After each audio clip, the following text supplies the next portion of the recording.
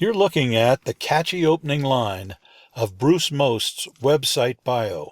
But the recipient of the 2022 Colorado Authors League Lifetime Achievement Award is quick to clarify that he's talking about his string of what he calls whodunits, two of which have won Cal Writing Awards for Best Genre Novel.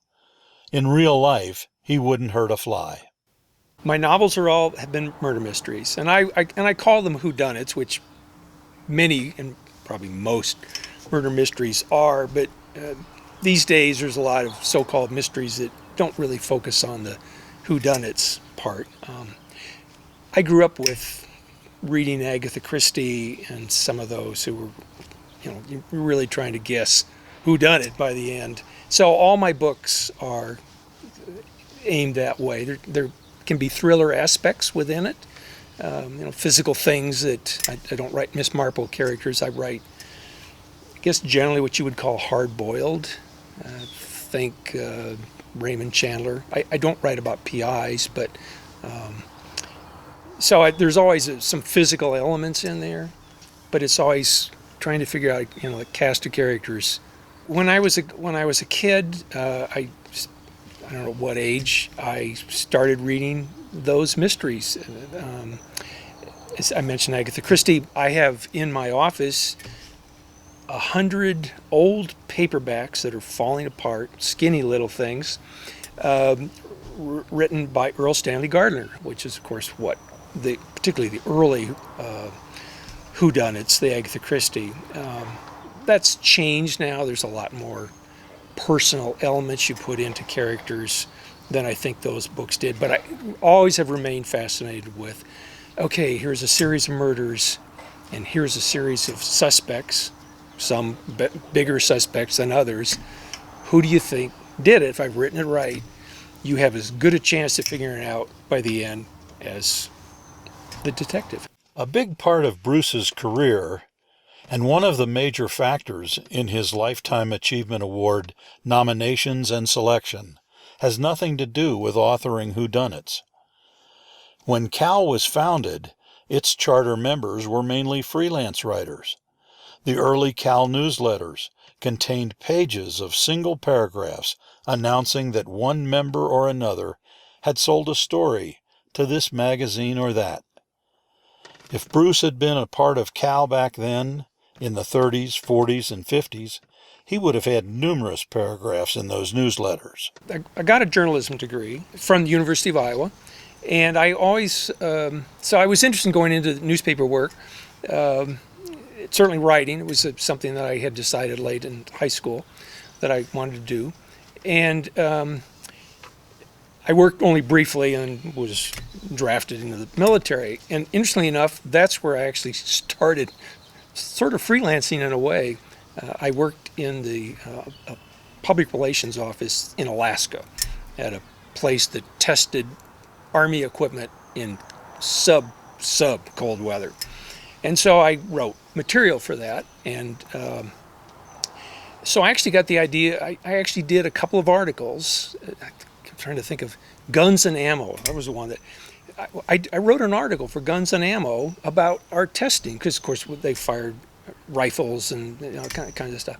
So they published that. I did that a couple of different times. So that in a way, of course, I wasn't paid, but it kind of got me going and doing magazine work. And when I got out, I made that my focus. And it was a slow start, but over the years, I published in numerous national magazines. I did things for Popular Science and Popular Mechanics, Parade, TV Guide, a brief thing in Travel and Leisure. Bruce wrote frequently for American Way, the in-flight magazine of American Airlines, and one of his favorite American Way stories featured another Cal Lifetime Achievement Award honoree, Clive Cussler.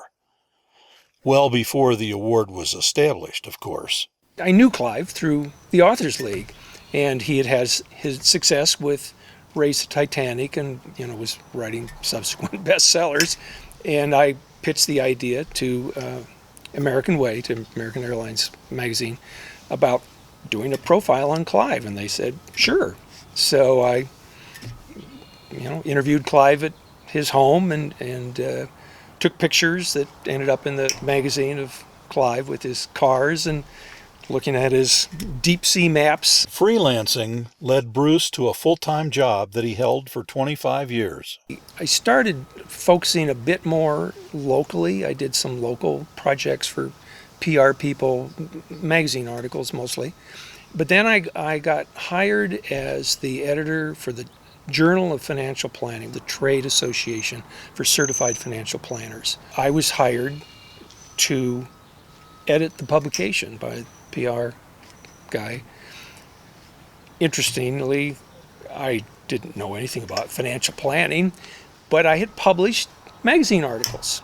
And, they interviewed over, 200 people applied, but I was the one who had a good background. They could tell I could write. So I guess they assumed somehow I could edit a magazine on a subject that I didn't know much about. So I had to learn on the job, so to speak. And I did that for 25 years. And I wasn't on the staff, but I was, it became essentially a full-time job.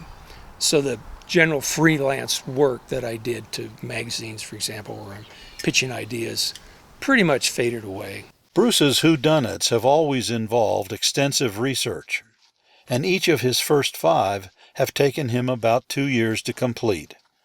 Not so this time, at least on the research part.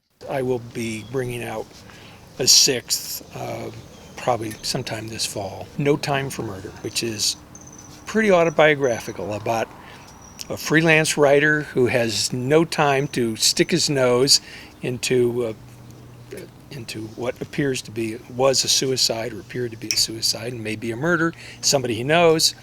And I thought, well, this is me. I have no time to do this. Bruce joined the Colorado Authors League more than 40 years ago and won several top-hand awards in his early years. In his more than 4 decades in Cal, he has been an active part of the organization's leadership, holding a wide variety of positions, including board and nominating committee member, both multiple times, awards chair, program chair, and historian, all more than once, vice president, and in 1982, president. Beyond that, as Bruce's nominators point out, he has been ever willing to help other writers any way he can.